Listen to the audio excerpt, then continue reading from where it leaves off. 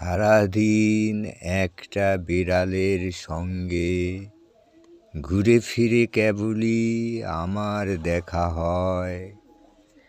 গাছের ছায়ায়, রোদের ভিতরে, বাদামি পাতার ভিড়ে, কোথাও কয়েক টুকরো মাছের কাটার সফলতার পর, তারপর সাদা মাটির কঙ্কালের ভেতর নিজের হৃদয়কে নিয়ে মৌমাছির মতে নিমগ্ন হয়ে আছে দেখি।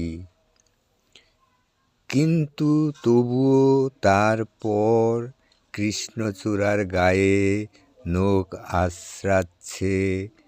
সারাদিন সূর্যের পেছনে পেছনে একবার তাকে দেখা যায়, একবার হারিয়ে যায় কোথায়। হেমন্তের সন্ধ্যার জাফরান রঙের সূর্যের নরম শরীরে সাদা থাবা বুলিয়ে বুলিয়ে খেলা করতে দেখলাম তাকে।